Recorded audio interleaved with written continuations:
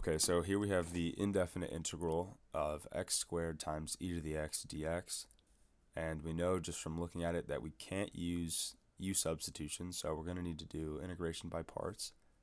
So we'll start out by making u equal to x squared and dv equal to e to the x. So du is going to be 2x dx, and then v will just be e to the x. Put a box around that.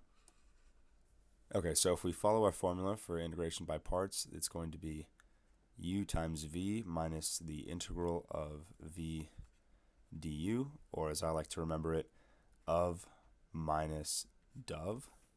Maybe that'll help you, just a little mnemonic there. Oops. Okay, so we plug in for u and v and du, and we get x squared times e to the x minus the integral of e to the x times 2x dx. Okay, so this part on the left is fine. We don't need to do anything else with that. But this term on the right side, we're going to need to do integration by parts a second time. So let me just rewrite this. So this will be equal to x squared e to the x minus 2 times the integral of x e to the x dx. Okay, so like I said, this part on the left is done, but this term on the right, we need to do integration by parts again. So let's go ahead and do that.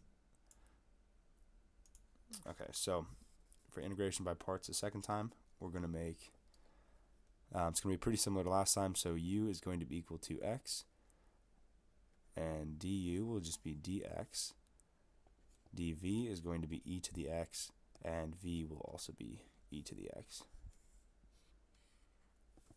Okay, so if we plug these into the same formula, we're going to go starting from the beginning, right? We just pull this term down, x squared e to the x minus 2, and then I'm going to throw a bracket in here.